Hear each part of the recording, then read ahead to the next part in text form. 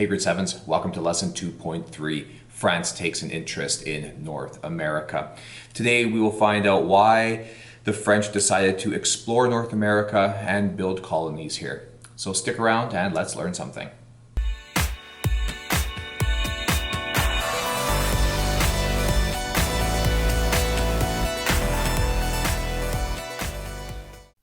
Why did the French decide to explore North America and build colonies here? This is lesson 2.3, and let's get started. So, France is beginning to take an interest here in North America. This happens all because of what Spain does in 1492 when they finance Columbus's first voyage to find this route to Asia by heading west. By all accounts that are coming back and forth from Spain and from this new world that Columbus discovers is that there is a land of riches and that there is this route now that will go to Asia. And France is no different than any of the other European countries at the time. England and Portugal and Italy and all of these countries, they want to get involved with this trade that's going to be taking place. And therefore, France joins the race to find Asia in the mid-1500s. And King Francois of France, he's a prideful person and he wants to be the very first king to be able to find a route to Asia before anyone else. But in order to do so, he needs to start by exploring North America and find a way through to reach Asia. And that's what he does. He sends an individual, an explorer by the name of Jacques Cartier, out in 1534, and his job is to find a passage through North America and into Asia. By establishing this passage, by establishing this route, this will ensure that King Francois is the first European monarch to get this route to Asia. So he'll get bragging rights and he'll get these riches and all these things that this land is going to offer through trade. So the king sends Cartier off, 2 ships, and a total of 20 days at sea. And he lands off the coast of Newfoundland. And take a look at how I spelled Newfoundland.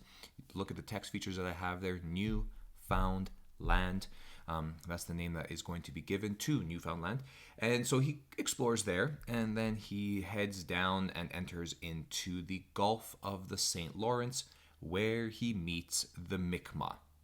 Okay, so now we have the French meeting our first group of First Nations that we learned about in Chapter 1. The Mi'kmaq were surprised. Were they surprised because of trade? No, not quite, but they were surprised. They were definitely surprised by the size of Cartier's ships, much larger than any of the canoes that the Mi'kmaq would have had. So these would have been impressive boats. They were surprised as well by the way the crew members of Cartier's team looked. Their facial features would have been different. Their clothing definitely would have been different. And of course, they will be surprised by the language being spoken by Cartier's crew. French, completely different from that of our First Nations languages. So that is going to catch them off guard. But we know that the Mi'kmaq have traded before. And we know that from this very first written account of trade between the French and the Mi'kmaq.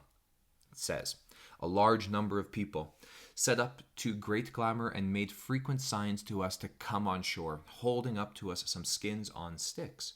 We likewise made signs to them that we wished them no harm, and sent 2 men ashore to offer them some knives, and other iron goods, and a red hat to give to their chief. They bartered all they had to such an extent that all went back naked, and they made signs to us that they would return on the morrow with more skins. So by this written account, we know that the Mi'kmaq have traded before because they were holding up these skins to trade. They bartered, and these are all things that trading economies know how to already do.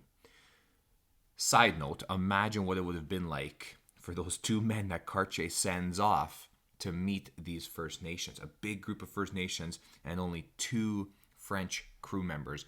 They must have been extremely scared. But everything went well. They established trade. So now,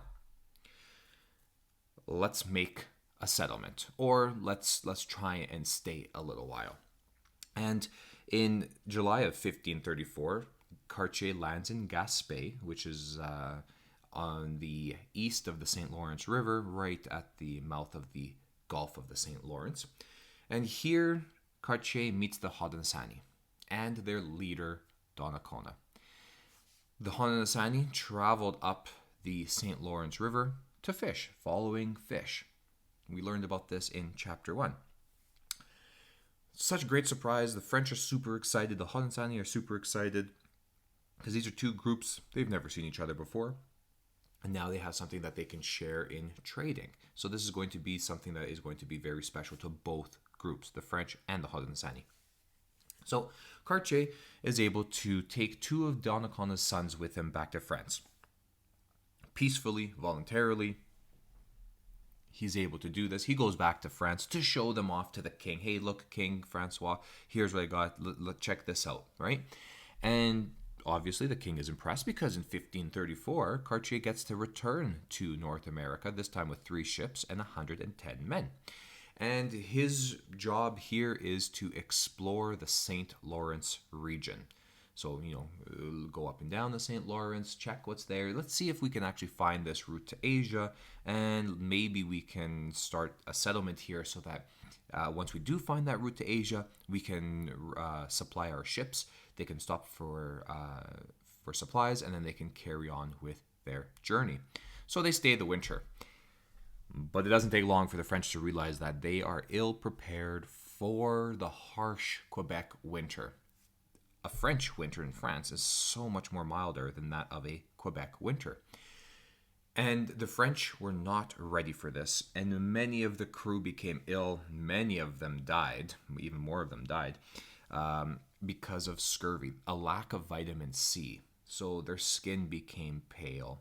Their eyes became sunken in, and they started losing their teeth. This is a lack of vitamin C. This is called scurvy. But the Haudenosaunee, they have a cure for scurvy. And you can see in this top picture here with the knife and the cedar leaves.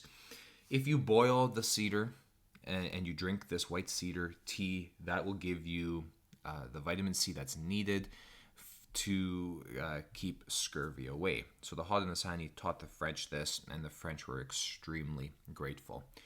And in their talking and in their times of trade and in the evenings and stuff like that, Cartier eventually learns of a village that is north of where they are staying with the Haudenosaunee. And this village has all kinds of fruits, and it has metals and gems, and you can imagine Cartier's eyes are just turning to dollar signs. He is so excited about the land of riches that exists north of this Haudenosaunee village. And so he goes, and Cartier, there's some sort of disagreement that happens. I'm not sure what the disagreement was. Probably the fact that Cartier would like to take the leader of the Haudenosaunee, Donnacona, to France, and Donnacona is saying no. But Donnacona, who's the leader of the Haudenosaunee, along with 9 other Haudenosaunee men, are forced to go to Europe in 1536 because Cartier wants them to tell the king of this land of riches, and he believes that if these Haudenosaunee individuals tell the king of these riches, then another approval will take place, and Cartier can make his way back and eventually become rich and famous, which is at the time what all these European explorers wanted to do.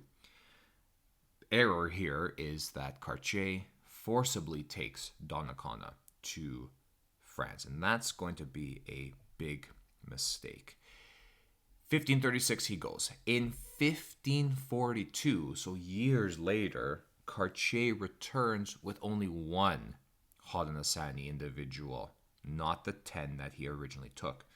The other 9 die in Europe, but Cartier knows that he can't go and say that, because if he forcibly took these individuals to begin with, there's going to be some bad blood. There's going to be some disappointment. There's going to be some angry individuals. So he lies to the Haudenosaunee and says, oh yeah, they're just fine. They're staying in Europe. They're in France. They're in Paris. They're having the time of their life. The Haudenosaunee do not believe this and become hostile toward the French.